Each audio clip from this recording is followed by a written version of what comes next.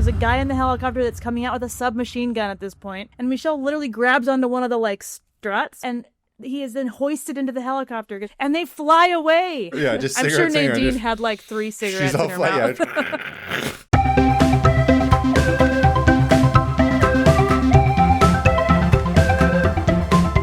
Hi, everybody, and welcome to 500 Open Tabs. I'm Kaveh Taherian. And I'm Hannah Hillam. And today We are going relaxed. to be so relaxed. We're going to be the most relaxed we've ever been. I'm lying down on my back recording this. I'm halfway in a nap. He's going to fall. He's going to fall. I'm asleep. getting a massage because I really From appreciate strangers touching my body. That's what I'm into. Absolute nightmare. Massage parlor? Absolute nightmare. Absolutely not. Listen, Sarah made me get what's the foot nail thing? Pedicure. She made me get a pedicure once, and I was like, I wanted to die. Nope, I was like, I'm nightmare. sorry that you have to touch my feet. To the person that was doing it, I was like, I feel shame. Yeah. Anyway, nothing is more like humiliating than getting a pedicure. Yes, in my opinion. I just think like, I don't know, I can't deal with it. Anyway, so far not relaxed. Well, we tried. It was depends maybe on about 45 seconds in here. Our voices are quiet. We're not screaming, but okay, look, we're the most relaxed we've ever been. Okay, so welcome back to the show. Welcome back to the show, everyone. Welcome back to the show. It's very exciting. We're very excited to be here. Hannah, how are you doing? How was your relaxing trip home? We got to see each other last week. It was really fun. Did. You came down for the Pac-Man show. We got to hang out with Patrick. You got to meet the Marshall Vandroff, which was very exciting. I met Marshall, the guy you always talk about. I don't even know if you've talked about him on this show. You probably have. I have talked about him. We talked He about him on the episode immediately with Patrick. engaged me in deep conversation, which I love. And he's like, where are you from? And I'm like, Utah. And he's like, oh, I have questions for you. You missed that whole part. He was probing. He was like, what was that like? And I'm like, you're the nicest person. I'm not, he's the nicest person. And we got to see, Patrick was there. We got to go out and eat food. And you got to meet the family. Everyone got to meet, Well, I met your family, but I got to hang out with your family. Whatever. Sarah got to meet Sean, and Sean got to meet Sarah. It's very important. Our spouses finally met, and we're basically like, immediately Hannah was just pushed out, and Sarah was like, I'll go wait in line with the kids to go on the giant. Yeah. I kept calling the balloon the umbrella for some reason. I don't know why. Yes. I kept saying the umbrella ride. It's an umbrella. Alyssa was there. It was fun. The three of us got to hang out. We went and got Sangak. We got Kurosh came to visit. We went and got rock bread is what I kept calling it. Rock bread. What's it actually called? Sangak. Sangak. We made you do the holy pilgrimage of Southern California of going to Wholesome Choice, which is what every Persian does. At some point, you have to make your way to Wholesome Choice to get the Sangak bread. I got some it was a lot of fun. lava shock, the fruit leather. You did. And it is sour and delicious. It was great. No one likes a lot of fun. but me, so I get all of it. In your house, so you get to do it. My kids are like, awesome. this isn't fruit leather. I'm like, you uncultured. I don't know. Swine. My favorite part was when there was a huge balloon ride in Irvine, and my husband was like, I really want to go on that. And I was like, absolutely not. And then Sarah was like, I really want to go on that. And you were like, I would never do that. Never. So our spouses took my children up on the balloon ride while we watched. It was great. They were a happy family together up there in the sky. And we were joking if they, if you and I somehow died, they'd make a really calm, kind. It'd be a great sitcom. Happy couple. Yeah. We were like, it's not Family. What the hell is it called? Full House. It'd be like a Full House situation. Yeah. They'd be like, whatever, found family kind of thing. Yeah, it was fun. Anyway, enough about really us dying fun. and our spouses basically moving in together. Well, how about we get down to if I had to choose anyone for him, it would be your wife. That's true. Likewise. Aww. Likewise. Actually, I was going to say, before we get into it, you did want to make a little plug. Speaking of Kurosh.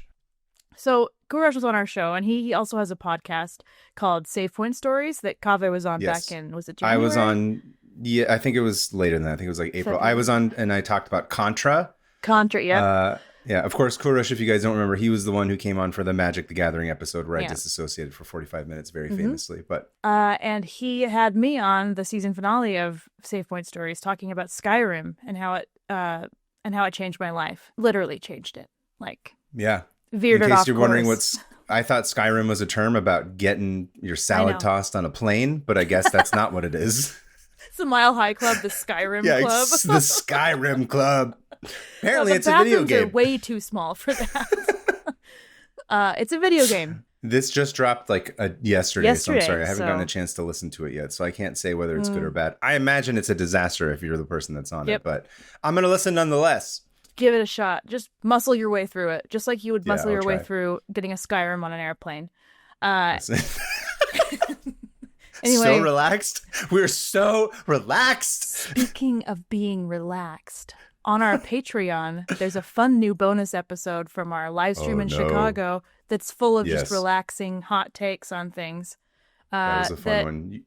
Like, you guys have seen us go off the rails, but you haven't really. Mm-hmm. Not until this. So you sent me a clip, and I was like, is this from a parallel universe? Because I don't remember any of this.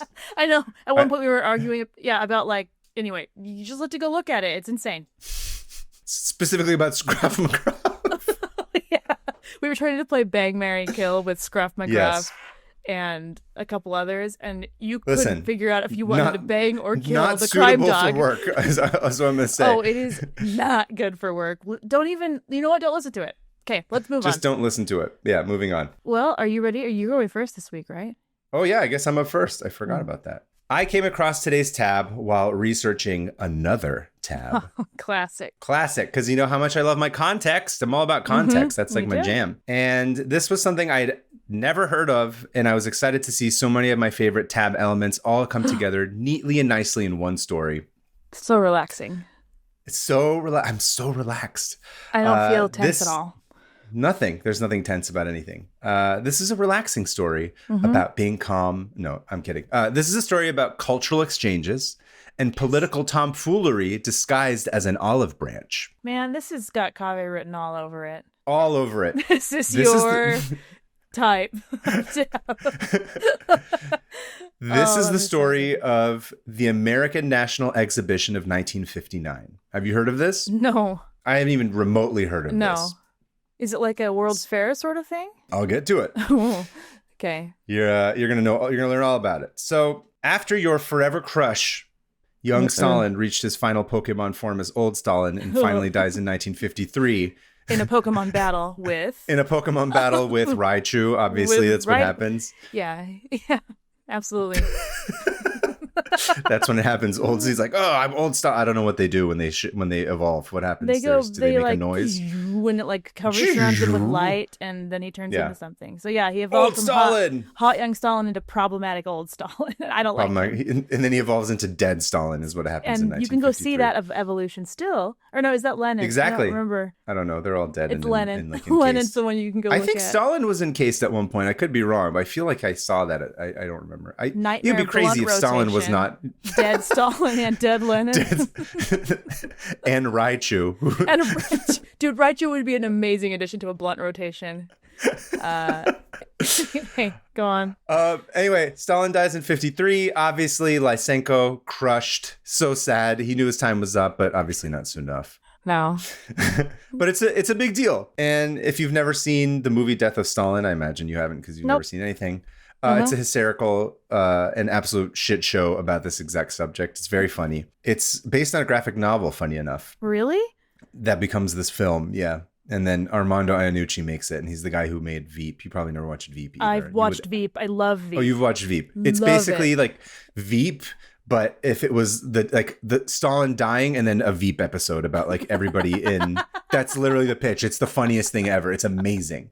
I didn't watch that. All right. It's incredible. It's really, really funny. Yeah. So if you remember that movie, the man who's eventually able to become heir to Stalin's post was La Femme Nikita Khrushchev. Oh yeah, Khrushchev. Who I believe is played by Steve Buscemi. Stalin's on the face, on the lips, their touch tips. They Skyrim in one of the in one of those Soviet jets. I don't know. I'm trying to like wedge Soviet things spy planes to what you're talking about, and it's not graceful, but it is calm. It's calming. Khrushchev, of course, does a lot of controversial things. And most notably in the case that's contextual for this is de-Stalinization, which apparently did not have anything to do with making drinking water, more clean. Get all the salt out of it. And it almost... You like that one, huh? De-Stalinization. I did love that one. In an almost unthinkable move, Khrushchev's like, bro, all this cult of personality shit, this has got to go. Don't like this. And he implements, don't like this, don't like that, we got to get rid of it. He also implements a bunch of like economic and social reforms. It was like a whole thing. Go read about it. It's kind of crazy to think about how quickly it happened right after the death of Stalin, no less. Well, they got to do that. It's like with the Egyptian pharaohs and stuff. They find like statues with the faces like chipped away because the next pharaoh would be like, get rid of it. Blame everything on the person before you.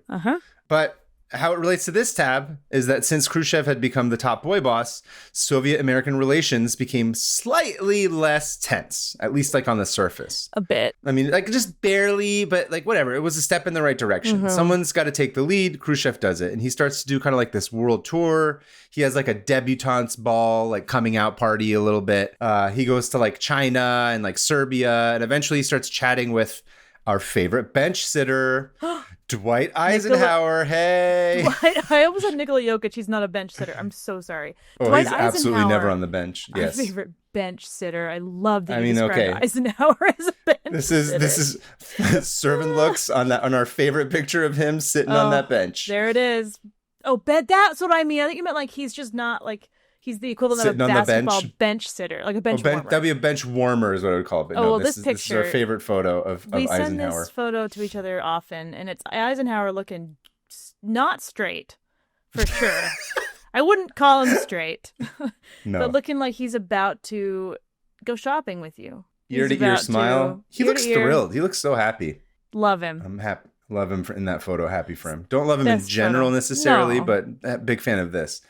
Oh, so good. I was like, go read about the coup in Iran in the 1950s. Oh, yeah. Eisenhower's you'll learn how I feel about Eisenhower. Not great. American industrial complex. But, like, you know, it's cool to have the CIA overthrow a bunch of governments. So we're going to sign off on that. Anyway, that's let's tap for another day.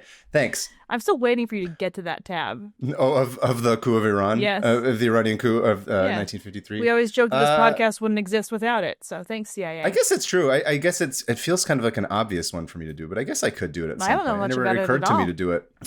Let's see. We'll put it in. If there's like a funny anecdote that I can find within that story that becomes a tab that I explore, I can do that maybe. Far smarter people than I have done the research to explain it, but... So Khrushchev opens up relations formally, like 100%, but he sort of starts testing the waters. He has a conversation with Eisenhower. Historians refer to this era as the Khrushchev thaw because the Cold War for a moment felt like it was thawing. And the Americans and the Russians, they start these talks and they come up with this wacky idea. Okay. They decide to put on the best talent show this town has ever seen. I want a Christopher Guest movie of this. Just a bunch of bastard people who didn't come. Love that movie. Me too.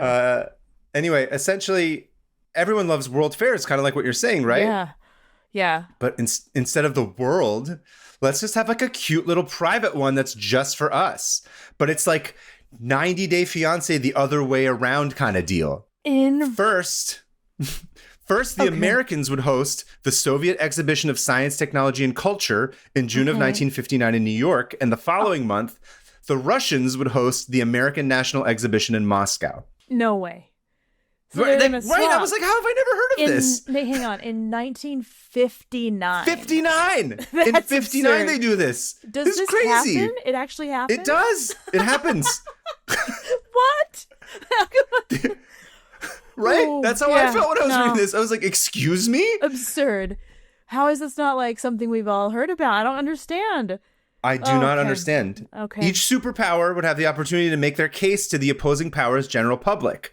Basically saying like, hey, they're like, here's a communist convention and then here's a capitalist convention and we're going to have them in the opposing homes. Well, it obviously didn't work because I've never heard of it. Basically, this being the Cold War, though, of course, each side saw this as a perfect opportunity to send plenty of spies to gather whatever intelligence they could from the other country. It's like a win-win for everybody. It's like, bring your spies right here. Yeah.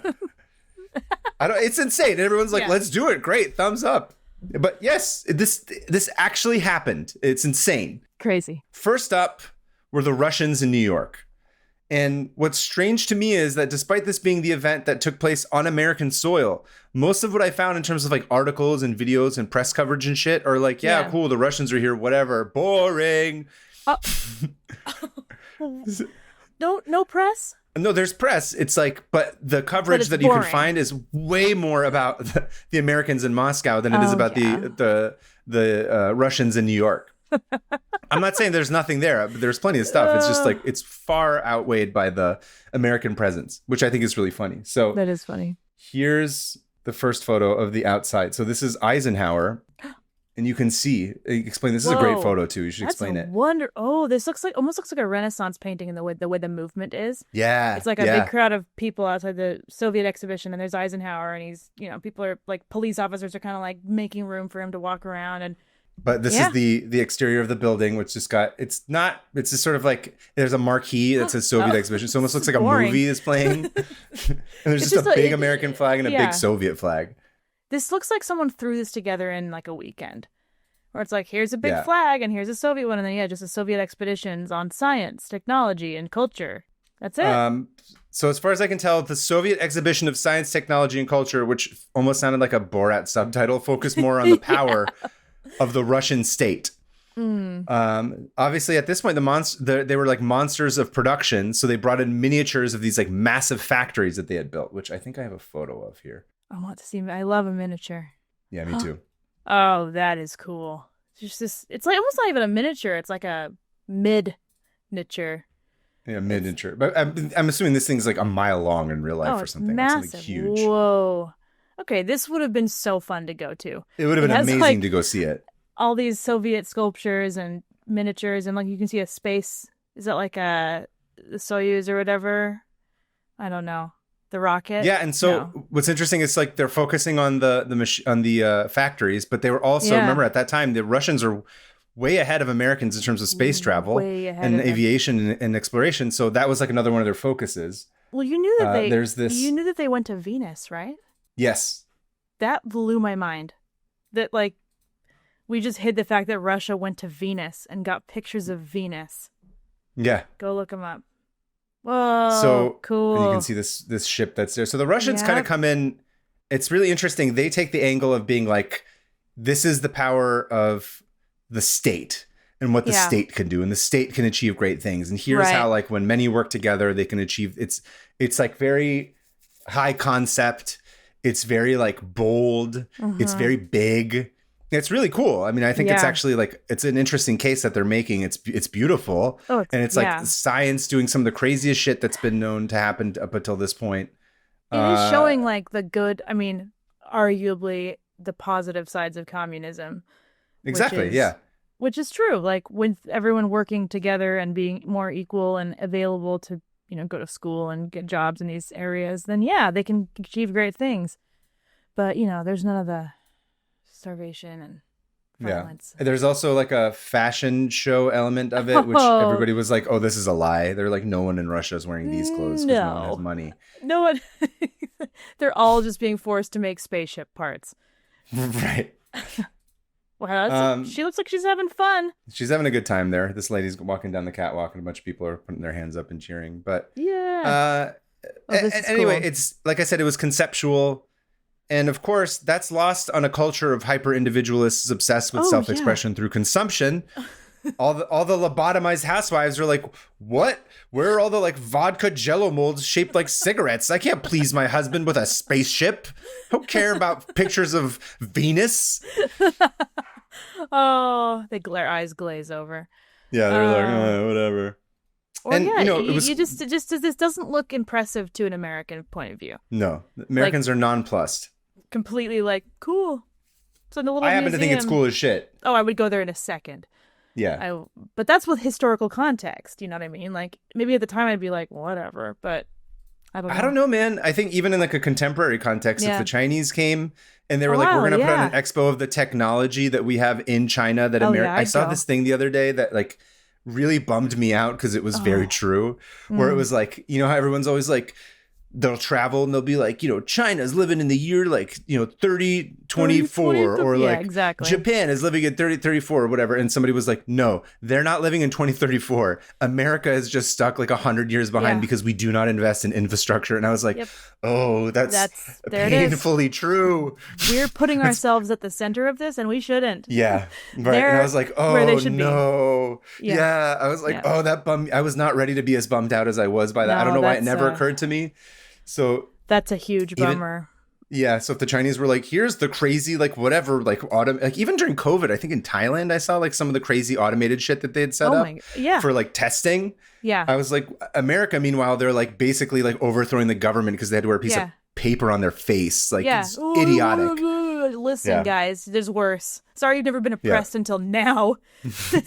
This is the first time you don't like someone saying what to do. Anyway, I think I'd be fascinated also because we talked about earlier, these are all just propaganda pieces anyway. So it's kind of fun to be a convention where every country is going to throw all their money behind it to make the biggest piece of propaganda in down the street that you can go see. I would be fascinated. Dude, I would be go there fascinating to go see. Yeah. It would be so much fun to see that. Anyway, but your average Joe, they're like, whatever, boring. So next up, America and Moscow. And yes, here we go.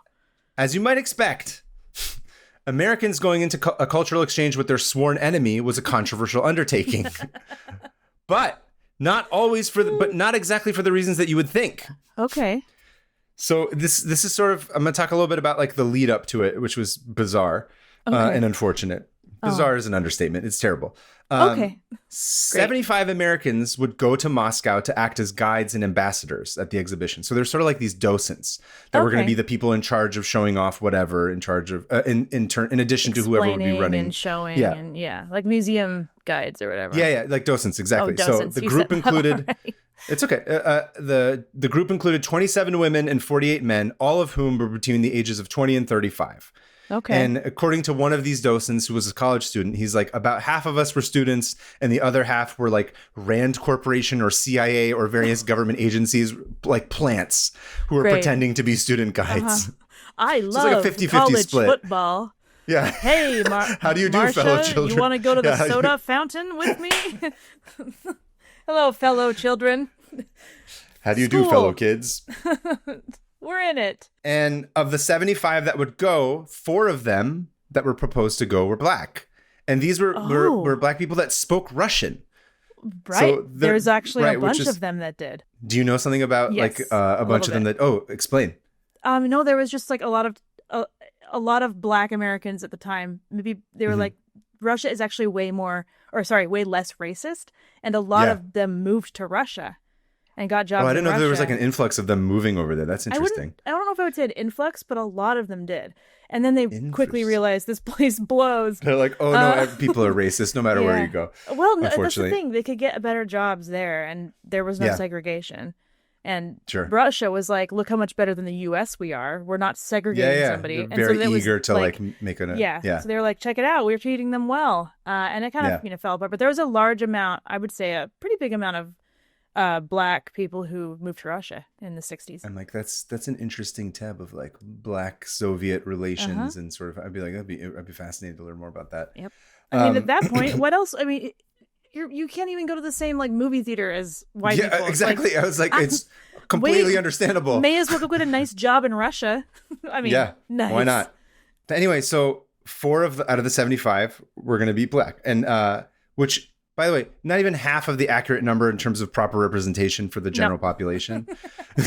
No. It's negligible. But of course, this made South Carolina Senator and famed dusty old queef, Strom Thurmond, clutch his pearls. I hate him. I hate him. He's the worst. Dusty old queef? You dusty old queef. No one gets my sense of humor. Sense of humor? He was all for 69 with the Russians, but the Russians thinking that Americans saw black people as people? Oh, that was a bridge too far. Unbelievable. Can you believe? Yeah. Wow. I hate him. I'm blinded right now. I hate Strom Thurmond. Furthermore, he did not like the idea of all the docents who'd be going to Moscow mingling amongst each other, black and white. Tisk, tisk. Oh. Poor guy. So hard being Strom Thurmond. Oh. So hard. My ancestors had plantations. In particular, in addition, Strom was outraged by a fashion show planned for the exhibition because apparently he was a famed fashionista. The show is going to depict a black couple getting fake married in front of a crowd of white attendees of a fake wedding ceremony. They were going to stage it for the crowd in Russia to sort of see what some of the American traditions were. Yeah. But old Rusty Strombone apparently had a soft spot for J-Lo in the wedding planner, and he was incensed. He was like, I will not let weddings and wedding planners be tainted this way. So gross. And he basically bitched and moaned until they cut it from the program because he made such a stink about it. Because they did. Of that guy. Yeah.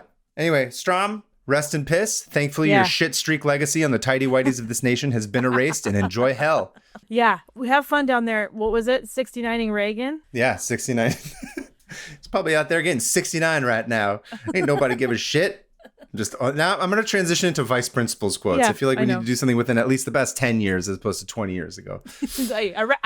Arrested Development, good. Yeah. No, I'm just saying more contemporary. Just bring it slightly older, but not super 2016 old. Works. But not all the protests were listened to. Famed Sloppenheimer haters of the House of Un-American Activities Committee, unsurprisingly, were like, are you trying to destroy me with this idea? What are you talking about? Like an exhibition with the communists in Russia and having the Russians, conniption fits everywhere.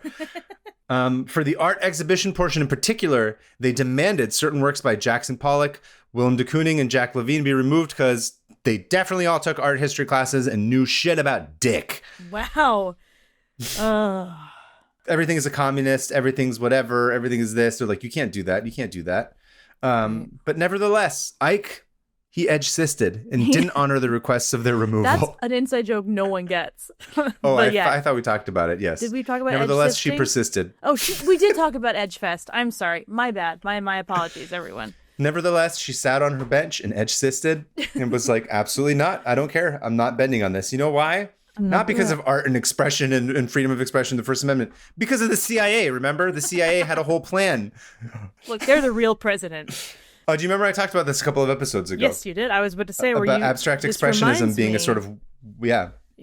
No, I just that like the CIA pushed for that to be in museums because it was like pretty much showing the world that America is free enough that people can do whatever art they want. Yeah, it was part of the propaganda war. And so they weren't going to let friendless Roy Cohn screw up their propaganda war. That guy can eat shit. Yeah. But get out of here. The compromise was just to kind of water it down and make the art exhibit even bigger. So they just ended up putting in more pieces instead. Great. That won't exhaust people. Right. See, you know what people want to see is more art, particularly in museums. People love that. The general public, huge fan of art museums, particularly. Endless. Yeah. Anyway, so in Sokolniki Park in suburban Moscow, American engineers constructed a series of futuristic-looking pavilions. I'm going to send you a picture of it. It basically looks like Epcot. Oh, yeah, that's Epcot. It's Russian Epcot. Mm-hmm. They just put that together? Apparently, yeah. Wow. Oh, look at that. So everyone, this is amazing. Look at the outfits. Obsessed. Just look a big gold Epcot, half of an Epcot. And it's some really good mid-century modern vibes in this photo. Yeah. It's crazy. It's literally, like I said, it's a tiny, personalized World's Fair, but only for America and Russia. It's just like a cute little, secret that these two have. Oh, these Russian, they look so cool. I mean, they don't. Yeah. They look like they're like these dresses. I put on their best dresses and came to the expo. I love this. Oh, you're talking about the outfits of the Russians. Yeah, I'm watching them. Look at the outfits. Yeah. And despite July being hotter than hell, when the exhibit finally opened, hundreds of thousands of Russians came to see what all the fuss was about because the Americans, they know how to put on a good show. This is very different than the Russian one that was in Moscow. The little science fair setup that Russia did. Yeah. Which is also cool, but they didn't know their audience. No. We need blood splatter all over our face. Yeah, exactly. Where the Russian exhibition in New York focused on Soviet industrial power and space travel, the American exhibition was, about the power of capitalism. Oh, yeah. Oh. So about 450 companies made contributions to the Moscow exhibition, including Sears, IBM, General Mills, Kodak, Whirlpool, Macy's, Pepsi, General Motors, RCA, and Dixie Cup. All have a presence, despite the fact that none of their products could be purchased in the Soviet Union, which was the point. Well, yeah, to show them, look what we have. Look at all the shit you're missing out on. That you want some options in the grocery store? Yep. They're like, look, any regular old American can buy these kinds of things under capitalism. Even though quite a lot of it was out of reach of your average American because, again, they were showing off the fanciest, like, most expensive stuff. Right. But the Russians wouldn't know that, right? Their media's all controlled. They're never going to figure anything, blah, blah, blah. We're here to win hearts and minds in the future. But, of course, the Russians are like, yeah, no, bullshit. They immediately figured it out. They're like, yeah, no, that doesn't make sense. It's funny. When I was in the dorms, my first year of college, I had a card that could only be used at the local store for the college students. And there was only one option for each thing. And for a year, I used the shampoo they had. I used the soap they had. I used the brand of that they had. I was happy. You didn't have to make all these decisions. I was like, I love going to the store. I was actually kind of like a huge relief, but I can't imagine that being good. Like nowadays, I'd be like, absolutely not. I need some options. But I remember just feeling kind of nice, being kind of nice. I didn't have to make decisions. It's like wearing the same outfit every day. You're like, I don't have to think about this now. That's what I do. Yeah, I understand. Here's a picture of one of the setups. You can explain it. Oh, I love this so much. It is this futuristic looking kitchen table that has is that a radio or a TV or a piano? I can't tell. I think it's a TV, right? Because TVs were like that in the beginning. It's a little kitchen TV. And it's like this mid-century kitchen and this grinning housewife reading a paper, sitting at her half-crescent table with like a retro-looking mini TV. And she's just kind of resting her finger on some buttons from what looks like... Dude, I don't know, but this is incredible. Oh, and this shelf. Did you see the shelf? Yeah, the shelf is amazing in the background. All the cereals displayed. Jell-O. Of course, Jell-O's number one. Oh, there's that. Of course, there's a fashion show, right? So good. So good. Who is that? That looks familiar. I think they're just all meant to look like celebrities. Like she's supposed to look like Elizabeth Taylor or something. That's who I thought it was. I like how the audience are all just politely watching the fashion show. And then the American one, everyone's like reaching out and grabbing. This is my favorite, is the kid with this robot toy. I don't even understand what the hell this thing is. This is the best photo I've ever seen. It's this kid like controlling a robot toy, but he also has these like plastic robo goggles, and his mouth is wide open. He looks like amazing. He looks amazing. You gotta look at this picture. Yeah. Anyway, so that's just a sample of some of the stuff that they have. And like I said, they're basically trying to pull the wool over the Russians' eyes, but they're not dumb. And what ends up happening is actually pretty interesting. Okay. So, for example, the Russians are trying to trip up the Americans by poking holes in the case that they're all making for the U.S. being awesome. Mm-hmm. And a lot of the people that were sort of questioning them were suspected, I'm sure they were. There's like the same thing with the Americans. Like, these are Soviet plants pretending to be normies, just being like, well, what about this in America? Like in front of a crowd to sort of, you know what I mean, questioning them. It's all a show. This whole thing is a show on both sides of the aisle, which is what makes it so interesting. We give people so much crap, like North Korea and stuff like that, about putting on these huge propaganda shows when we absolutely do the same thing and always have. Ours just has been considered the correct way to do it. But that's the same thing. Yeah. And they're pointing out all the obvious hypocrisies and the kind of to your point, all the racial injustices of America. That was a big thing that they kept harping on. And the Russians? The Russians are doing this, Or certain Russian plants or whatever are going around sort of trying to... Amazing. I love this. Trying to be like, trying to undermine it. And I heard that they...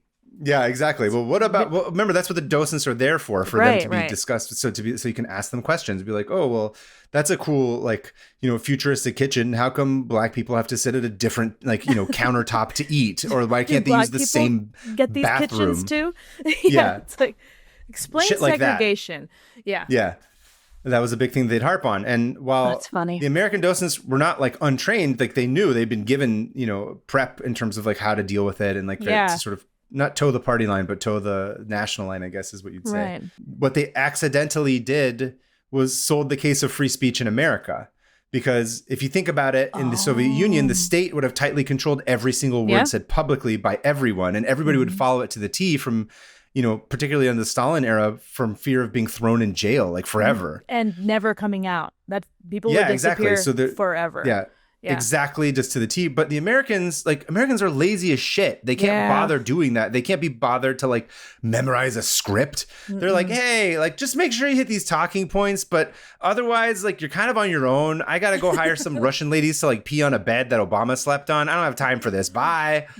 Exactly.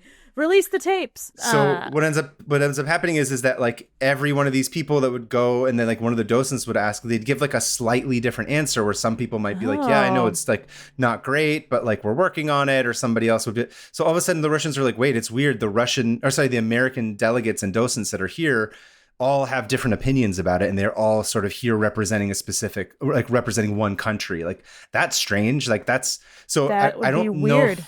To and I don't think that was intentional. I don't think they thought that far ahead. I think that just ended up happening. So they're like, interesting. You can have different opinions in America. See, that's fascinating. All the rest of it is just whatever, but that is what lasted. Yeah. That'd be weird to experience. Just the same as it would be weird to experience going over there and being like, why does everyone say the same things? Right. Everyone says the exact same line, like to the T. That's very odd. Anyway, that's an interesting part of it. But on to the main event of this one. So Ike, he had shown his face at the Russian exhibition in New York. Yeah. Mm-hmm. And like that, Khrushchev, he shows up to the American one in Moscow. Okay. And Ike, he had already gone to the one in New York and the weekend, 2 weeks before. And he was depleted from talking so much and doing an unhinged live stream and having to carry around all of his con stuff around town and ship books back and forth. And he really needed to recharge his introvert battery. He was like, I don't have time. I want to lie down and eat 2 pizzas on my couch. I don't have time for this. And that's it. And he did. He sat on his bench and he ate 2 pizzas. He's like, he's sitting there. I need to Photoshop a picture of him with a couple of pizzas. Yeah, you do. The American flag behind him should instead just be a big draped pizza. That'd be amazing. So he's recharging. Someone's got to go. Who does he send as the main ambassador for America at the opening event? I don't know. Our boy, the 34th Vice President of America, B-boy Tricky Dick, old Richie Rich, the one, the only, Ricardo Milhouse of Pain, Nixon. Ricardo Nixon is the lucha libre version of Nixon. Richard Nixon. Remember he's vice president. He's Ike's vice president. I think I always forget that. I forget he was vice president originally. Okay, so Dickie Nixie is going. Wait, Dickie Nixie. That's a good one. Dickie Nixie's there. Oh, here's a picture of. Look how young he looks. He's very young. He's got a full head of hair. Khrushchev's there. He looks like Don Rickles, like sweating in Louisiana or something. He also looks a little like Tom Hanks. Interesting. I didn't even think. Yeah, I could see that too. It's just a bunch. It just looks like a photo of a bunch of dudes from Mad Men. Like that's the exact. They're all drunk at Disneyland is what it looks like. Exactly. They look like a bunch of drunk people at Disneyland. Drunk dads at Disneyland. It's amazing. This picture is great. A great photo. Okay, who is in this photo? Just is anyone else of note or? To be honest with you, I don't know. Here's another photo that I have no idea what this was, but I had to include it just because look at this photograph. I have no idea what's happening here, but it's incredible. Okay. Wait. So it looks like they're in an overturned boat of some sort. Like it's not. It's like a capsule in the water. And Richard Nixon. Oh, it's just a boat. Okay, Richard Nixon is shaking hands with swimmers who are swimming up to the boat. I'm so confused. I have no idea. I didn't look that hard because I was just like, it's enough for this image to be beautiful, and I don't care what the context of it is. Like it's just too many stories. Ducks. Yeah. You know? But I guess they're Russians who are swimming up to his boat. That's an insane thing. By the way, it's not a full boat. It's like a little kind of tiny boat. Yeah, I don't know what kind of boat this is. It looks like half a boat. Okay, go look. They're having like a pool party and he just comes in. It's the strangest thing I've ever seen. Anyway, it's amazing. Richard Nixon pool party. Soviet pool party with Richard Nixon. No, wait. Dickie Nixie's Soviet pool party. Yeah. Oh, that needs to be an event. If we ever put on a live event for the show, it's going to be Dickie Nicky's Soviet pool party. Dickie Nixie's Soviet pool party and fun, or something like that at the end of it. Same swimsuit. Richard Nixon's swimsuit, which would have been a one-piece, like striped, old-timey thing, like from the 1910s, which would have even been out of date by the time he was they all wear those rubber Nixon masks. It's fine. We'll all drown. Man. It's gonna be great. You know what? I really want to make that at least a T-shirt, like a bit of swag. Dickie Nixie's Soviet pool party. I'm gonna talk to Sarah about this. Be like, what would swag have looked like in the 1950s? Oh yeah, like with the correct font that would have said that, like on a white T-shirt, like a picnic. That's what matters. The correct font. Yes. Oh man. Oh, ask her. I guess I have to continue with this tab, but I need to be working on this immediately. I'm obsessed with this. instead. Yes. Dickie Nixie's Soviet pool party. Oh, amazing. Continue. Anyway, back burner it. Yeah. So Dickie Nixie and Khrushchev, and the two of them, they do this press tour kind of thing, obviously, right? They're taking pictures and smiling, and like, you know, the press is there and they're showing off because it's a PR opportunity. And Nixon, he's showing off all this cool American crap. And of course, it's Nixon, so he looks like an alien in front of the cameras. Absolutely. The most awkward being to talk to the public. And he's like, I'm going to send my awkward vice president in my stead. Like, weird. You know, thankfully he didn't kill Khrushchev after meeting him. I know. Much like the Pope. But anyway, Nixon, he's like an alien doing this press tour, and he's like, this is a telephone. I am told this is what people who have friends use to communicate with each other. You go beep, beep, beep, beep, beep, and somebody says hello. Yeah, and you engage in conversation and regale them with what's happening in your life, I'm told. For example, this is a car. I went on a boat today. Nicky Dixie's pool party, Soviet pool party. This is a car. I am told you can drive it to a friend's house, assuming you have such a thing. You can drive it yourself and not have someone else do it for you. Anyway. And this walk and talk, it keeps doing it, and it culminates with Nixon showing La Femme Nikita a model of a suburban home equipped with a dishwasher, refrigerator, electric stove, kind of like your typical, Sears catalog kind of kitchen. And then was there the bottles of Valium for the wife? Yes, there was a lobotomized housewife in the back just shoving, cigarettes. I always say cigarettes encased in Jello into her mouth over and over again, as like a soggy pizza sat in the back because corrugated boxes hadn't been invented yet.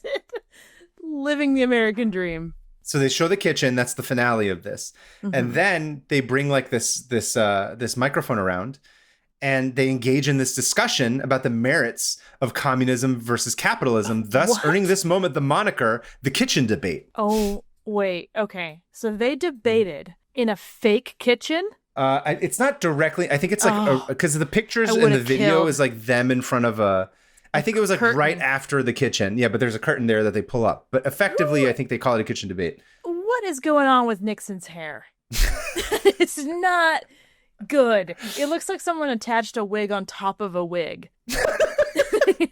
Not good, Richard. Not good, Dickie. So they're all just, Nixon's got a microphone. He's talking to Khrushchev, who looks like an Italian mobster. Him. He just looks awesome comparatively. Like he's already losing the visual war. Nixon's not looking cool. No, Nixon's looking like a college kid who just woke up for a test. Yeah. They're the kitchen debate. So Khrushchev and Nixon essentially have an ideological rap battle for the cameras. Which made me think of, do you remember that old video? It was the YouTube video where it was like rap battle translated? Oh yeah. It was like those two dudes like rapping, and then like these white guys like do like the most like a corporate like explanation of what the rap battle like is. 20 and they're just years like, old. They're like, I know of a woman with whom you've engaged in sexual intercourse, and she confided to me that dimensions of your genitals were suboptimal or whatever. I feel like it sort of becomes this like really heady, like overt discussion, but they do it, and seriously, it's kind of like this big deal if you think about it, particularly in 1959, that like huge. Khrushchev and Nixon are having a debate about like, no, capitalism's cool because of this, and he's like, no, dude, communism's cool because of this, and they're kind of letting it out, and the Russian people are getting to see leaders dish it out, which.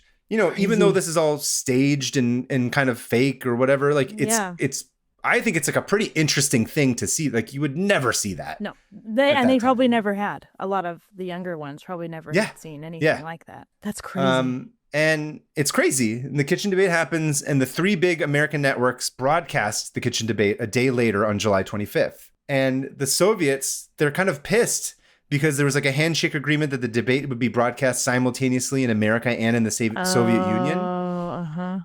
And they wanted to like sit on it and parse through it and hold on it. And I think the American networks rightfully knew and they understood that, like, they're like, dude, we're not sitting on this. Are you gonna crazy? Like, eat shit. Like, this is a Soviet rap battle in front of an easy bake oven. Like, we're gonna put this on like immediately.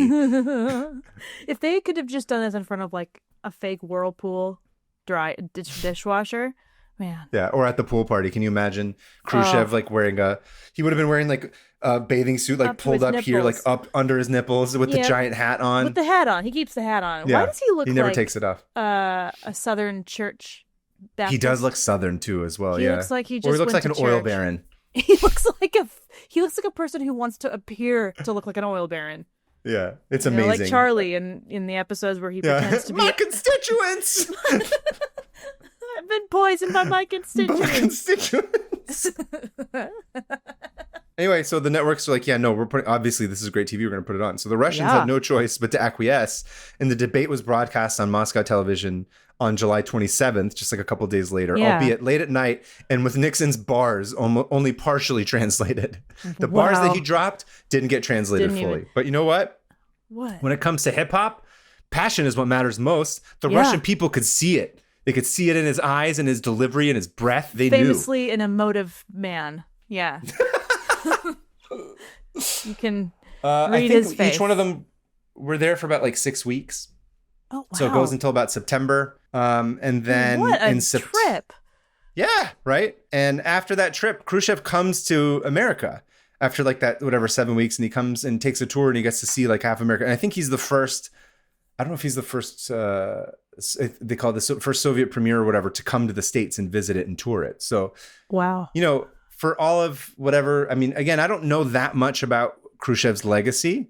I'm not totally familiar with it, so I have no idea how bad he might have been. Yeah, who knows? But it seems like, at least kind of diplomatically, like he kind of had this moment in time where he was like, on the surface, where it was like, we're kind of opening this up or whatever, and that's cool, and thawed, the Khrushchev thaw. And funny thing, things were cool for about like 7 months, and they seemed kind of optimistic. Yeah. Until May 1st of 1960, when a United States U-2 plane flown by American pilot Francis Gary Powers was shot down by the Soviet Air Defense Forces while conducting photographic aerial reconnaissance inside Soviet territory. Yeah, I don't like that. I don't like that. Do you know about this? I do, yeah.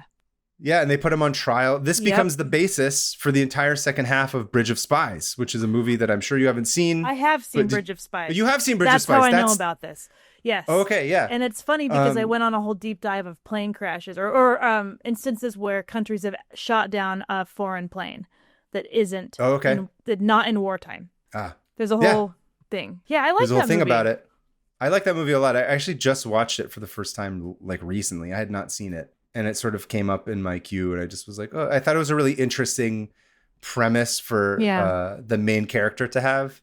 My dad's visiting right now, and I was telling him about it. And then so he watched it like last night, and then I think he fell asleep and then watched the rest of it this morning. And he was like, oh, I really liked it. I was like, the predicament is interesting because they find a Russian spy who's played by Mark Rylance, I think is his name, the guy, I think won an Oscar for it. And then basically the government's like, yeah, we need to put this guy on trial. And Tom Hanks is like, he used to be like some famous lawyer and now he works at an insurance company. That's right. And they're like, we need you to be the person to represent him because we have due process. And he's like, dude, people are going to eat me alive. They're like, yeah, but you are like a person who's got a good reputation. Like you have to do this for your country. It's been so long. I saw it in theaters. And they tell him to do it. And then he starts basically representing the Russian guy. And he's like, dude, this case is a disaster. Like everyone's like, the government is doing the shittiest job, like, and not giving him his rights. And everyone's like, just let it go. Like he's a spy. And he's like, yeah, but like law matters. Like what the shit? And then everyone starts to hate him because they think he's like super into defending the Russian guy. And then the Russian guy is just sort of like, oh, like you're interesting. Like, again, it's one of these things where he doesn't intentionally do it to curry favor with this guy, but like, but through the process of him, he ends up like making a case for like America being great, but like not in a propaganda way, but just being like, oh, like I'm principled, like this matters for a reason. Right. We can't just exactly. I haven't seen that since the theaters. I need to rewatch it because I remember really liking it. The first half of it I think is really interesting. I like the way that relationship builds. Yeah. Anyway, and then the second half's all about trying to get the spy plane pilot out and stuff. Yeah, out of there. Yeah. Anyway, so that essentially, I think that's basically where it ends. It kind of has this, just kind of peters out.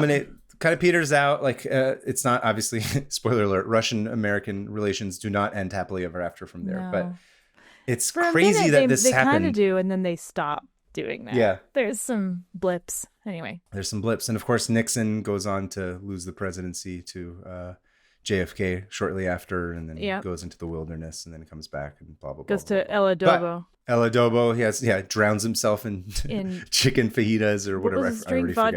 Was it a vodka martini? Oh, yeah, vodka martini with tortilla chips. Don't do it. Disgusting. wretched. You've had the Nixon before. I've had the Nixon. It was not tasty. Anyway, that's my tab. This is wild. Okay, thank you. That was fascinating. Yeah. No idea that happened. I wonder if there was an aspect of it that they just didn't care to let people know. You know what I mean? Where it's like, okay, we're enemies again. Just kind of put it under the table. Or did we just kind of culturally forget about it? Because that's insane. I feel like that should be more of like a touchstone that people either make fun of or reference or talk about. Like it's literally like in the lion's den, and not just one side. Both sides were in the other's territory, which is kind of crazy. Well, and I wonder if anyone was like younger people who went to that American expedition in Russia took that with them a little bit. Oh yeah, no, there's a YouTube video of like one of the guys that really took a bunch of photographs while he was there, and he like had a diary. And he's just like, oh yeah, this docent is banging like this other Russian docent, and they're like totally hooking up, and like this person wants to get married to this. There's all kinds of like, you know, going away to camp, like sex kind of stuff. But do you think anybody like remember like when the Soviet Union was falling? I wonder if this was kind of one of the very first chipping away at it, even if when it was falling. small. You mean like when the 90s. Berlin Wall fell and stuff? Just when it all kind of crumbled. But like go back to this, it was just maybe one of the very first instances of Soviet people seeing what was possible outside of communism. Maybe. Then that kind of like, because I feel like that would like store itself in my brain a little bit. Like that's what America is. Bunch of people having opinions and making cool stuff. I don't know. Yeah. Anyway, I want to hear from people who went. Yeah, I'm curious. If you were around in 1959 and went to either of these exhibitions and know how to operate a podcast or open a PDF, please email us. 500opentabs@gmail.com. Please? That's a stretch, but maybe. Anyway, thank you. It was great. It was an amazing tab. Yeah. What do you got for us? Well, I found this tab. I refound this tab because this is another one that was lost in the Great Delete. But I was reminded of it by seeing like one of those buzzy, fun history fact Instagram accounts that I hate. That I follow simply because I. But you follow nonetheless. Oh, of course. Anyway, I found this on one of those pages, and I was like, "That's right. I had this tab open as well as like a bunch, and it was really exciting because I was like, I remembered one of them." So, this is the story of the Vaujour helicopter prison escape. Whoa. So in France? In France. So this is in Vaujour. Vaujour, yeah. So there's going to be a bunch of French words that I'm going to do my best with, all right? Oui, je suis français. C'est le chef de l'hélicoptère. Dude, all the articles I found were in French. I did a lot of translation. I mean, Google did a lot of translation. So listen, I'm proud of you for going for a non-English tab when it came to your branching out a little bit. You crossed the channel. You went to France. It's the first step. Yep. It's good. I appreciate you. I took 2 years. There's English people in it. Oh, no, you took 2 years of France. I took 2 years of France class. I took 2 years of French. I barely remember it because I've taken too many language courses and they all jumble up. So your Spanish is good though. I'm sure it helped. My Spanish is fine. It's Spanish and Welsh are the only ones that I've really felt I have a hold on. So this is about a man named Michel Vaujour, who was a prisoner in this prison in France, in Paris. And he was broken out of prison in 1986 via helicopter, which... Nice. Here's the thing. France loves helicopter prison breaks. Like, way more than any other... They have like 12 of them. And like weird. Double the amount of the next most country that has those. Like, it's just... Really? It's like the American military budget. Yeah. Just all the helicopter escapes combined don't even add up to half of what France does. And France loves drama, and they do, and very like huge displays of affection and love and something. So this is all to do with that. And so one of the 12 or 11 helicopter escapes is this one, and probably my favorite. Also, France just loves escaping prison. They love it. Yeah, that's true. Constant. It's almost like a game, I feel like. Anyway, that's fun. Before I get into the escape, I'm going to talk about Michel Vaujour. He was born in 1951 in Ardennes. His childhood was rough. Arden Film Fair Mall up in Sacramento. He was born in that mall Sacramento. as it was getting built. It was part of France. Arden, at the time. Shout out to Sacramento. Worst city in California. Oh, don't hate. You're like, I don't care. I don't care about Sacramento. The last time I got out of the car at Sacramento, I felt like I was being smothered by the air. It was it's so very hot. Anyway, listen, I spent every summer growing up in Sacramento hanging out with my grandmother and my cousins. His child. So he's born in Arden Fair Mall. Sorry, continue. Yeah, Arden Fair Mall in Sacramento. His childhood was sadly rough. He was abandoned at age 4 by his parents and left to be raised by his aunt. Both of his parents. Yes, that sucks. Because it was one of those instances where his dad was very abusive, and his mom was like, "I'm giving you to your aunt because you're not safe here." Yeah. And he loved his aunt, which made it even more tragic when she died of cancer 4 years later. So that sucks. He had some father figure in like the local church, kind of, that helped him like make friends, and it's fully innocent. Whenever I heard that, he's like, "I was friends with a priest," and I'm like, "Oh." Like, that's never good. He was a father figure. He introduced him to friends, so he had some support, but he had to go back to live with his parents, and his dad was violent, alcoholic, and he was miserable. So it wasn't all bad, because he also had pets. He loved animals, loved taking care of animals. And despite some of his like having friends and pets, he still did end up kind of becoming a juvenile delinquent. One of his favorite things to do was steal cars. So he'd like go out with his friends for joyrides and stolen cars. Yeah, nice relaxing cars. Calm. And by the time he was 18, he was working in a factory and seeing a woman named Zabeth, which I think is just a short name for Elizabeth. Okay, yeah, that would make sense. And they were kind of like whirlwind teenage romance, and she soon became pregnant with his child. And so he's like got a pregnant, girlfriend. I'm going to try to, be an honest man. An honest man. Yep, and raise this kid. Gotta start committing to stealing cars from 9 to 5. No more stealing on the weekends or nights. I gotta be home for that kid. No, you're right. Yeah. No. He kept stealing. Yes. He kept, quote unquote, borrowing cars for fun, and a lot. And she was like, whatever, do your thing as long as you come home. And one time he forgot to return the borrowed car like he usually does. No. And the next morning he wakes up to cops at his house, and he jumps out the window and runs away, leaves his girlfriend with his pregnant girlfriend at his house. And he's gone for 2 weeks on the run, and he gets caught and sentenced to 3 years in prison, which is absurd. So this prison sentence had a deep impact on him. As it would. He was an 18-year-old, and it kind of turned him nihilistic and rough and angry. And the whole time he's just obsessed about escaping. He was like, "I have to get out of here. I have to get out of here. I can't be in here." As he said later, prisons are built for escaping. So if that tells you anything about this guy. Yeah. And he heard while he was in prison that his girlfriend, Zabeth, has shacked up with a cop, which pissed him off even more. With a cop? With a cop! So she left him. So he serves out his sentence, and in 1972, he is released, and he's like, "I have to win back Zabeth." So but part of his probation is he can't go back to his hometown. Like, he's like banished, which is That's weird. Weird. So he's not allowed to go back there for 5 years. So he starts calling her, and she doesn't answer, and she ignores him, and he's like, "I gotta win her back." Some big French, deep love affair kind of thing. Gesture, it's a very French gesture. And so he's like, "Fine, I'm going to risk going back to my hometown and finding her." And so immediately gets pulled over, of course, because he's driving a stolen car. So Michel... He doesn't get pulled over, he gets caught. He gets caught. Okay, so he gets pulled over, and the cop's like, "Bro, you're not even supposed to be here, and you don't have a license, and this is a stolen car." And Plus he's like, it's stolen, yeah. And he's like, "Ugh," and he gets out of the car and runs, like, just books it. And take matters into your own hands, yeah. Guy cannot be held. Of course, is caught again very soon and imprisoned. Back in jail, going nuts, decides to escape. He concocts a plan to pretend to be one of the prisoners that helps load the trucks, and he just walks out. Yes. Runs away. Don't worry, it doesn't last long. He gets caught again, and they're like, "Bro!" And he put him back into prison for 4 more years, into an even more secure prison. This one is rough, but he meets his best friend, Guy. Gilles.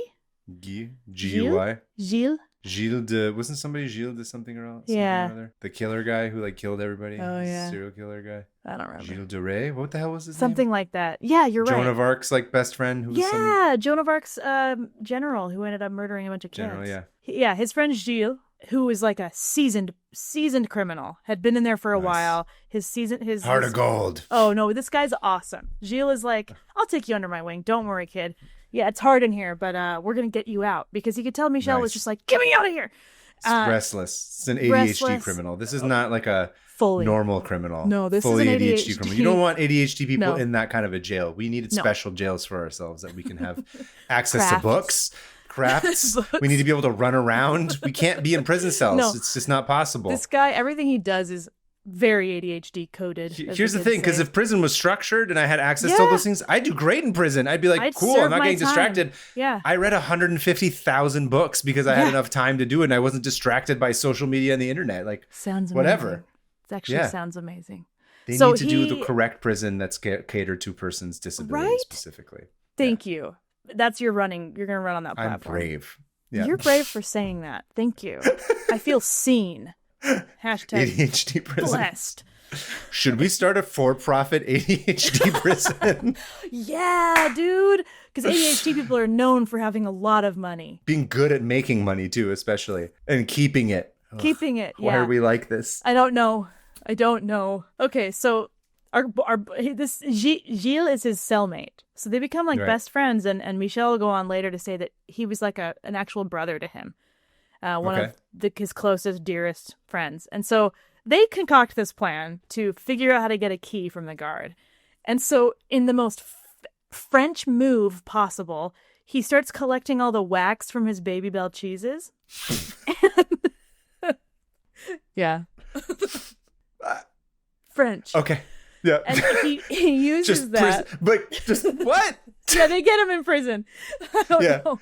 Collecting the wax from his Baby Bell cheeses in prison. I read that and I was like, "Are you?" It's like kidding? a Bugs Bunny cartoon. It gets weirder. It's like absolutely a Bugs Bunny cartoon. And he's like, "I have got to get a mold of that key the guard has." And I don't know how he did it because I don't speak French, but I think he was able to somehow like wrestle with the guard and make an imprint of the key in the Baby Bell cheese that he had gotten all hot and gooey in his pocket. And he brings that back, and then they spend like weeks. Him and Gilles spend like weeks with a piece of iron and a chisel just trying to match it with that mold. And it works. They make a key. It works. Thanks, Baby Cheese. Yeah. And so he's out, and Gilles like, look, go hide with my family. They're also criminals. They'll get you. Why doesn't Gilles go with him? Because he was almost done with his sentence. And so he was like, I don't want to risk it. I'm just going to write out my sentence. And then here's where it gets murky. Because again, I don't speak French. But somewhere between 1975 and 1979, he is arrested again and escapes again by jumping, like by scaling the walls and then breaking his legs. Whoa. Taken back into prison, and then he escapes again with like no, what it was Gilles helped him escape with the rope, with like a bed sheet, like bed sheets tied together. But at one point he tried escaping and broke his legs. I don't know where that fits in. And then another time he was taken to court and he had made a gun out of a piece of soap. Out of Baby Bell cheese wax? No, out of soap. And he held the judge at soap point. And again escaped but got caught. So this guy was never. He was always like, get me out of here. And so he's free. Finally, he gets out. Gilles helps him escape, and he starts hiding out with Gilles' family.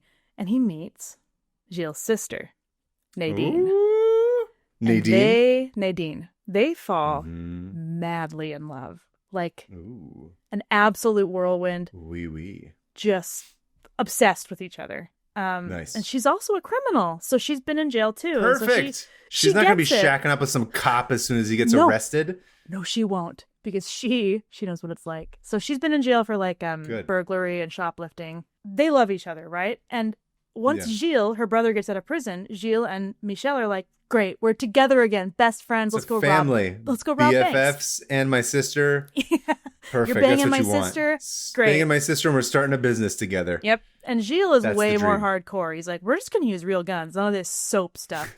And he's like, these are cute little ADHD tactics you've got going on, but here's a gun. We're going to rob banks. And they start bank robbing successfully. And they're making a career out of this. Sorry, is this all in Paris at this point? This is all in Paris. They go all around the country, but I don't remember where they hide out. I don't think they're hiding out in Paris. But so he's having this like amazing love affair with this hot chick, and whose brother is his like partner in crime, and they're bank robbing, and it's all going great until one time. And he gets Nadine pregnant, and she has a kid. Of course. So they have a daughter, and who beautiful they're training to wife, be a robber as well, a spy or an assassin. Yeah. And it's all going great. They're robbing a bank, and the cops show up and do chase them. And this time, Michel, who of course is on a motorcycle, because of course he is, because this is an action movie. Yeah, and someone exactly. wrote this character. He turns and he shoots the cop in the leg as he rides off. They catch him. This makes the fourth arrest. They're like, you tried to kill a cop, you're getting 18 years. Bad. Oh, and shit. He's sentenced to 18 years for attempted murder and finds himself back in prison. Nadine visits him constantly. I feel like in court, I would be like, I didn't try and kill a cop. I was just trying to get a cop to stop chasing me. Right. I don't There's think a that difference. Holds up. I was just trying to cripple a cop. I was trying to escape the police and get him to leave me alone. I wasn't trying to kill him. Guys, hot I feel like there should be a delineation between the two of them. Yeah. And French cops, I feel like, are just like clown cops. They're just like, whoa. Because compared to our cops that like will shoot you in the head. I don't know. I don't think the French cops are that great either. None of them are. I don't think they have a great history of not targeting minorities specifically, by the way. Mm-hmm. So he gets caught again. So they go to visit and Nadine comes to visit. So Nadine and him are writing letters. They're visiting. He gets to see his kids sometimes. And we don't really know when Nadine starts to take helicopter lessons, but it's somewhere in these years. Amazing. And we don't know if he was in on it. We do know he was in on it, but we don't know the actual timeline. Nadine enrolls in a helicopter piloting class and starts to learn how to fly a helicopter. Just, fun weekend stuff. Listen, my husband's in prison. I need to take my mind off of it. Gotta fly a helicopter. I need to do something to like calm myself down. Yeah. Really learn how to land this right above a building. So she pays only in cash, and she has guys come with her sometimes, friends. May 26th, 1986, she rents a helicopter from this guy, and he noticed that she had a guy with her with like a bag, and he didn't really make note, but he was like, why is he carrying a huge bag with him? Whatever. And she takes the helicopter, and they talked about this, and while they're all out playing, while the prisoners helicopter are all out, get in the chopper. While all the prisoners, to the chopper. Yeah. While all the prisoners are out exercising, they hear a sound, the sound of a helicopter. Yep.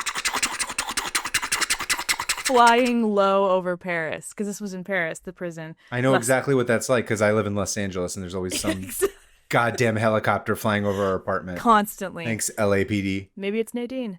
Anyway, Nadine flies this helicopter over the prison yard.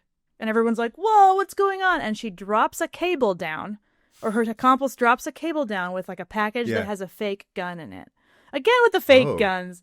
And Michel takes it. Soap gun. It's a wax gun again from the cheese. Right. So she drops him a whole wheel of Baby Bell cheese, and he just makes the gun right there. Eats it. He's all, thanks, I was really hungry. And make some friends. Share your cheese. Have a good day at prison. And of course, this alerts all the guards because there's a woman in a helicopter hovering above the prison yard. Yeah. And they're like women can't fly helicopters. What is the meaning of this? It's funny. In all the articles I read, it was like from the 80s, it was like woman pilot rescues husband. Woman pilot. Woman doctor. What's next? What's next? A woman pilot? Yeah. Though, yeah. And they did get married, by the way, when he was in prison before, when they first met, he went back to prison. They got married.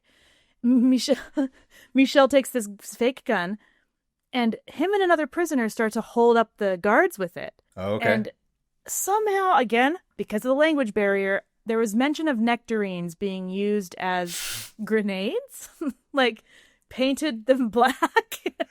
They're like, oh, my charcuterie board is not sufficient. It's the Frenchest thing. There's cheese and fruit and it's just like love stories. Wine, like, this would never happen in America. Never. No, you get shivved with you're not getting Babel cheese in the States? You kidding me? Gruel or whatever. Gruel. No, this is a French story. Listen, at our prison, our ADHD for-profit prison, you will get Babel cheese because you get to eat and then you get to make a little toy afterwards. Yes, with wax. Exactly. Again, it's great. It keeps you entertained. Love it. I love when the I'm wax. in prison, when we're in the internment camp that they make for ADHD people, we're going to have so much fun. I hope we're interned together. Me too. I think it would be great. When they take our prison from us that we started. Yeah. Classic. Our prison's going to have a pool. It's going to have all kinds of stuff. Pool party, prison pool, Soviet prison pool party. Yeah? Okay. So, again, correct me French-speaking people if I'm wrong, but there were somehow nectarines involved that looked like grenades. And the guards were like, oh, we don't want to risk it. Like, we don't know if it's fake or not. Because they're like, this guy. I'm more of a clementine guy. I'm not really into nectarines. I like peaches. They're out of season. This is disgusting. This must be some sort of American GMO fruit that's being produced year-round. That's not natural. No, this is springtime. So him and another prisoner named Pierre Hernandez, who was going to escape with him. Pierre Hernandez? That's like two of the least. That's like, that does not match. It sounds like someone was like, I'm going to pretend to be European and chose that name. It's like, my name is Pierre Hernandez. Pierre Hernandez. So Pierre and him have these nectarine grenades and fake gun. And they're starting to climb. They're climbing the wall to get closer to the helicopter that was kind of settling over by the roof. It's just like chilling. Hovering. She's chilling. idling there. She's the whole up time, there, yeah. but she's actually gotten really good at it. Yeah. She's gotten really good at it. She's like a natural. And so she's learned how to tip the helicopter sideways a little bit. Yeah. And so she does that as they're on the roof, and then the cops start shooting, and they're like, although we are impaired, they're like, I think they start shooting. I can't remember. I'm doing my best with the language. Or they think about starting to shoot. Anyway, the cops are like, oh, he's getting away. They think about it, and they're like, let's go on strike instead. There's no point to this. I demand fair wages. I'm not getting paid enough for this. Yeah. So they're on the strike. roof, and yeah. Our buddy Pierre Hernandez, who sounds like some sort of CIA plant. I was going to say, that's absolutely a CIA plant, is Pierre Hernandez. So Pierre Hernandez ends up chickening out. He's like, actually, I'm not going to do this. I sees the helicopter, sees everything. There's a guy in the helicopter that's coming out with a submachine gun at this point to help Michel in. And Michel literally grabs onto one of the struts. What is it called? One of the... You know, in the movies, they're always hanging on to those. Oh, yeah. On the the legs of the helicopter. The legs kind of thing. He grabs onto that, and he is then hoisted into the helicopter because she's turning it sideways, and they fly away. Nice. Everyone's like, "Well, that just happened." And so they go to this this local dormitory. Cigarette break. No, dude, they're smoking the whole time. I'm sure. Of course, yeah. Just I'm cigarettes. sure Nadine had 3 cigarettes she's all in her mouth. Yeah. And everyone and he's shooting the machine gun with the cigarette. Oh, so French. I love the French. Everyone who witnessed her said that she was extremely calm and collected. Just like us on this episode today. Us. So chill, just very I'm rescuing my husband because I'm in love with him. Yeah, it's Wednesday. It's just another Wednesday for me, Nadine. Exactly. It's chapstick, not a cigarette. I don't know if you should smoke the chapstick. I should. So witnesses, most of them who were women visiting their husbands, said the guards did take aim. Oh, I did write this, but did not shoot as they flew away. And they also witnessed Nadine being chill. The helicopter, Nadine ends up flying it over to a soccer field at a nearby, I think, college dormitory. For a pickup game? She lands it in the middle of this soccer field in broad daylight. Remember, this is broad daylight, 10 a.m. Yeah. Sunbathers are all like, what? Because they're all laying on the grass.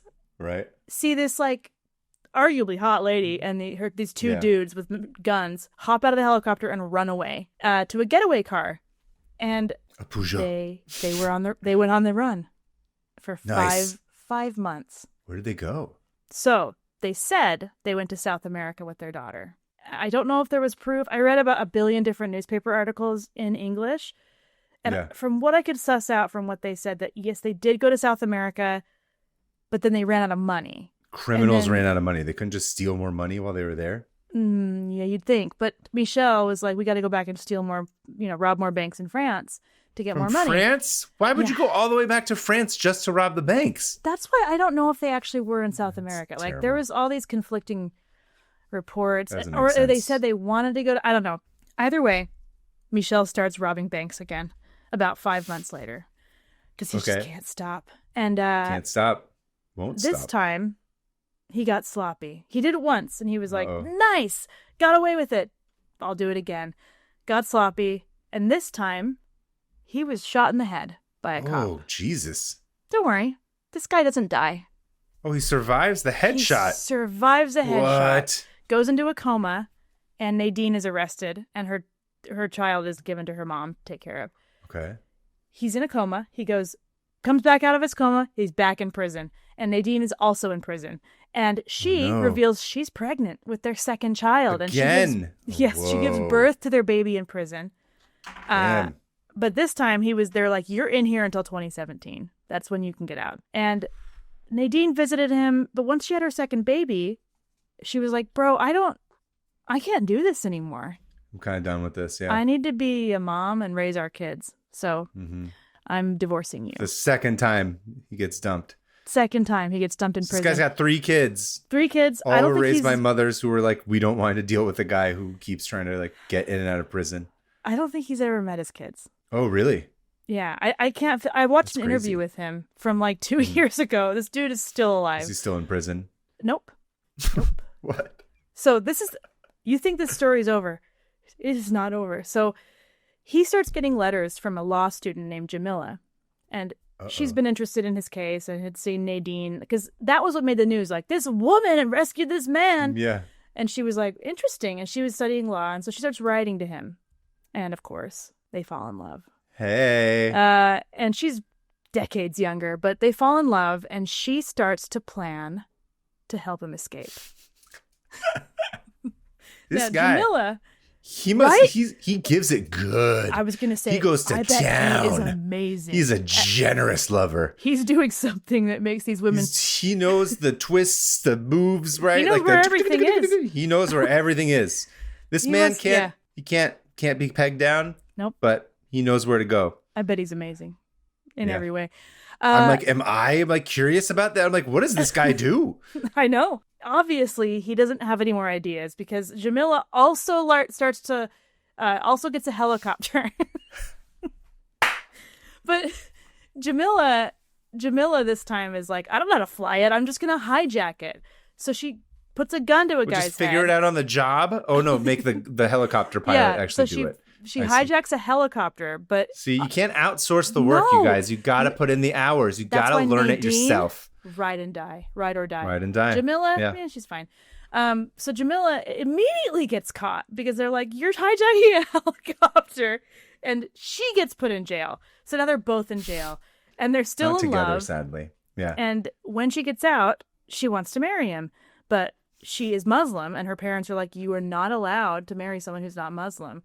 And she's like, fine, will you convert? I like how that's the problem. Not the guy who's escaped prison and shot cops and is a robber and has been on the lam. Yeah. It's like, it's the guy who, he's not Muslim. That's the thing. That's where we draw the line. We draw the line. Anyway, he converts to Islam and turns his life. Oh, he does do it for her, though. He converts to Islam. They are still married. Oh, nice. He gets out of jail in 2005, I think. Early. Okay. I don't remember how. He said it was a surprise. And he and Jamila have gone on to write books, make movies, do interviews. Yeah. So his interview, it's hilarious. He's got this like Did he go like full Cat Stevens, where he's like the white guy without the mustache and like the giant beard? Oh no, he looks like a regular. He does not look like he's practices. He doesn't look traditional. Not at all. What's can you drop his name in the thing? Oh, yeah, Michel. Sorry, I guess I could have sent you photos that I have. Oh, geez. God forbid. So I get so into telling the story that I don't remember to. Okay, here comes some photos of the helicopter. So here it is. Here comes the helicopter with the photos. Like, you sound like you're feeding me lunch. Whoa. So there it is landing. That thing looks like a helicopter that you have like on a random boat. Right? Like in Steve Zissou, the one that he flies around on, that it's on his ship. That's what it looks like. Oh, shoot. Well, that's him and some guards or some policemen. Whoa, look at his mustache and his Jerry curl. Oh, he has got a 70s mustache. He is tan. Yeah, because he's always on the run. And then there's him and Nadine. And then here is Nadine leaving prison with her baby. That's cute. This one's crazy. It looks like somebody from like Kraftwerk escaping. I know. From like the red top and like the black bottom. And these photos are from an amateur photographer who just happened to be nearby. That's really really was cool. Like, whoa, and took some photos. It's a good photo. So Michel ended up, because after he got that bullet in his head, he couldn't move. He had like half of his body was paralyzed. And he said through the help of like God and yoga, he got his movement back. What is it? Through God, all things are possible. So jot that down. He literally said that. Yeah. he got his ability to walk back while he was in prison, okay, but he still has a bullet in his brain, lodged in his head. Oh wow! To this day, so he kind of has a limp. Kind of, you can tell he's old. Finally slowed him down a little bit, where he's like, he can't escape prisons anymore. Yeah. Prison escaping days are done. And he settled down with Jamila, and yeah. And it's crazy because he says in this interview, they were like, would you, if you could go back and do anything different, would you? And he was like, no, not at all.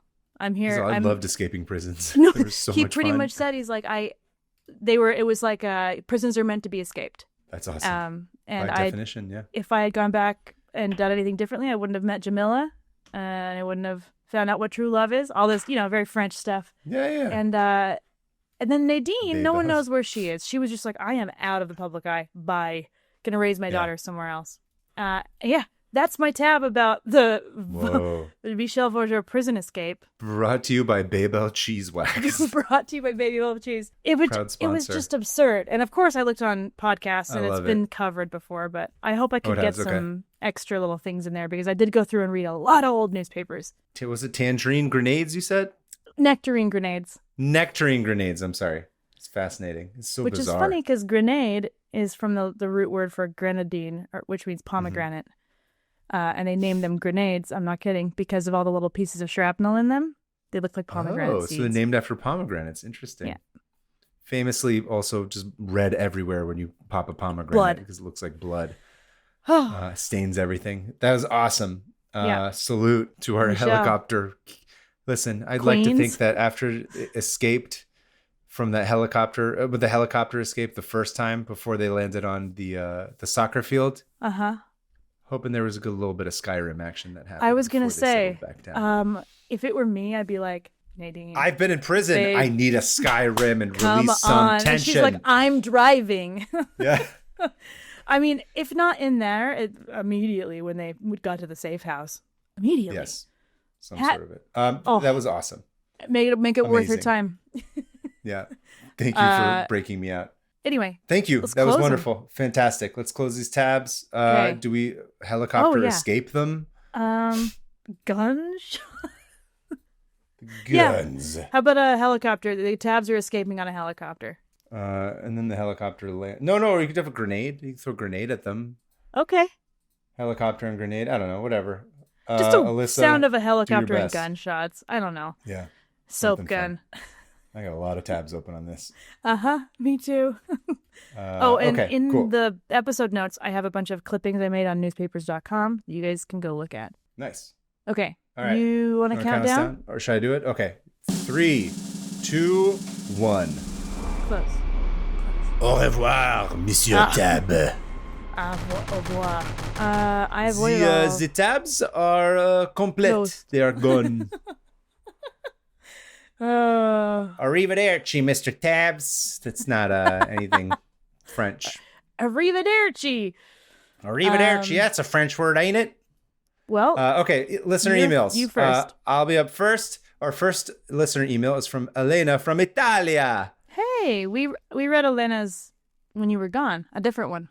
Oh, Elena's. Okay. Hi, guys. Thought you might enjoy this tab I finally closed. Apropos is an organization that found a unique solution to 2 pressing problems. They trained southern giant pouched rats to sniff out landmines and tuberculosis in several African and Asian countries. They're also currently working in Ukraine. What? They increased TB detection by 40% in countries where the best tests are not available to everyone. If the rats sniff a sputum sample, that's a lot. Sniff a sputum sample. Sniff a sputum sample. At the Soviet pool party. Yeah, so for more than 3 seconds, that means that the patient has TB, which they then confirm with other tests. What? This means that they can check 100 samples in 20 minutes, which would take 4 days of work in a lab. If you go to their website, which has been included, apopo.org, you can also adopt a hero rat. That's what they call their rats, which is hero rat, R-A-T in caps. I hope you like this small tab. It brought me a lot of joy. Keep up the good work, Elena. Let me send you the link. I need to immediately adopt a TV rat. Because it's fun. I figured you would like this one. That's why I chose it. I have adore these like fun little backpacks on. Rats are so smart. Rat party. Oh, look at these good rats. Oh, they are 500 open rats. They're big. They're massive. They're wearing little backpacks. I'm adopting one in our name. Oh. Yeah, we should have 500 open rat. Oh, Jane, Tamasha, What should we name? What should we name the rat? That's the question. Maybe we should put that as a poll. Oh, they do already name them. Yeah, Baraka. Baraka's a cool rat name. I like that. Baraka is sweet and playful young rat that has recently passed his external accreditation and is working in the minefields of Angola. The mines of Moria. How much does it cost to adopt a rat? I'm going to look into it. Okay, Baraka. Adopt $12 a month. Bro. Ain't got that kind of scratch. No. Oh, we can do a 1 year.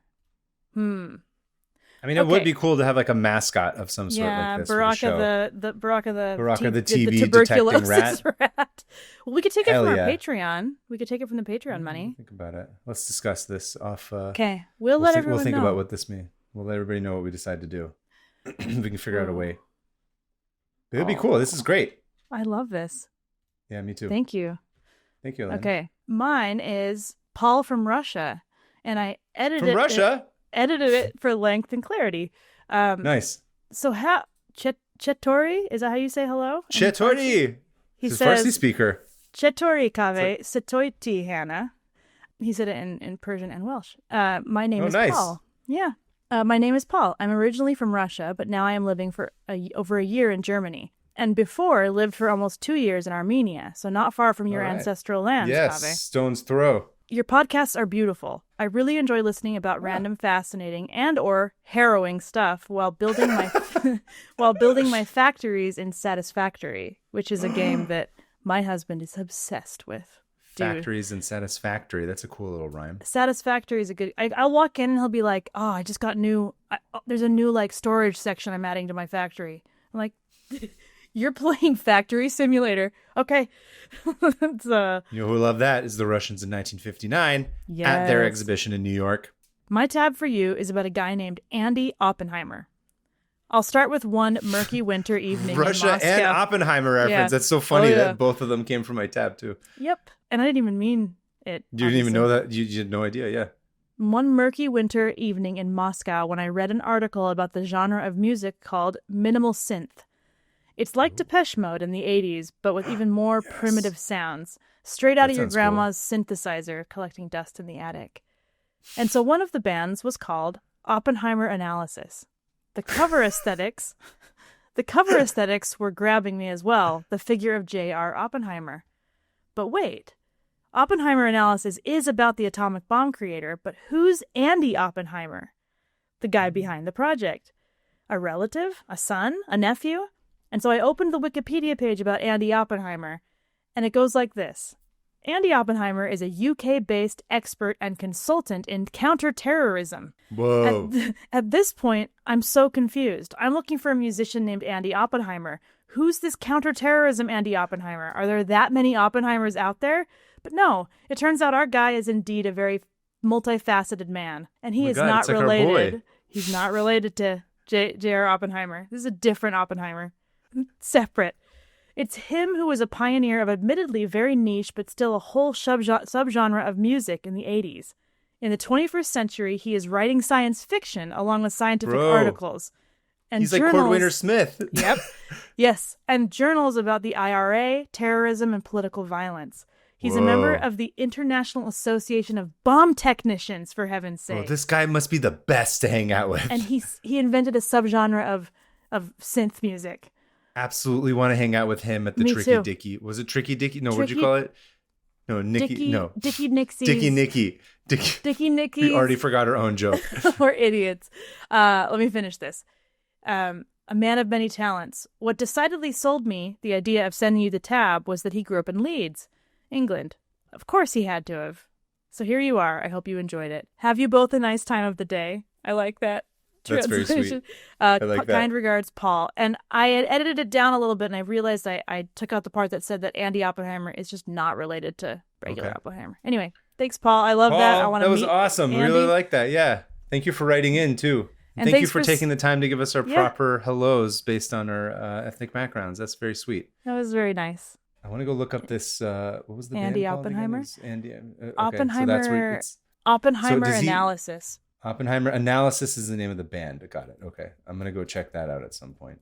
We're just going to play it. It's going to be like, the film Oppenheimer was actually a foray into blah, blah, blah. It'll be a film analysis. Oh yeah. Andy Oppenheimer. Whoa. The Devil's Dancers. Subterranean Look at him. Desire. What is his name? He writes it in some crazy code. It's pretty cool, though. I'm upset. He is not related to... Big fan. Andy. He's not a Sloppenheimer. Anyway, if you also have a listener email like the ones that we got, there's a couple of really fun ones. Yeah. Please share with us. Send them to 500opentabs@gmail.com. That's 500. And, give us a link. Let us know what you learned and where you're from. If you want to do a voice memo too, we can do that. You can also follow us at 500 Open Tabs on Blue Sky and Instagram. And follow us on YouTube and go like everything and subscribe. Yeah, like and subscribe. You can follow me. I'm at PermaFriends on Instagram. And what do we got coming up? I'm Hannah Hillam on Instagram. Hannah Hillam. When is this? This comes out on the 27th. Hannah, the next time I see you, I will be older. I will be a year older. So hopefully we record on the day of my birthday, because that's like your favorite thing to do. Is every I time, only record how many on times birthdays. This has happened where we're like, Hannah, can you record this day? And she's like, yep. And then she's had to push several times. I have a birthday. It's my birthday today and I forgot. Oh, it's my husband's birthday. Oh, it's my kid's birthday. Oh, it's my grandmother's birthday. I'm fine with it. It's always a birthday or an anniversary. I was going to say, join our Discord too and our Patreon. You sound like you're being held hostage. Oh, join our Discord. I'm already getting the post-recording Okay, let's wrap it up then. I was just going to thank you, Alyssa. Thank you, Alyssa. Thank you, Hannah, thank you for that wonderful tab. That was a lot of fun. Thank you. Thank you for the listeners for coming back. In the meantime, go ahead. I'll see you at the Dickie Nixie's. Dickie Nixie? Dickie Nicky or Dickie Nixie? We have to go back and listen to the episode. No, it's Dickie Nixie. Dickie Nixie Soviet pool party. I will see you there. I'll be there and I'll bring my Babel cheese. Yeah, make a gun out of it. Okay, bye everybody. Okay, bye everyone.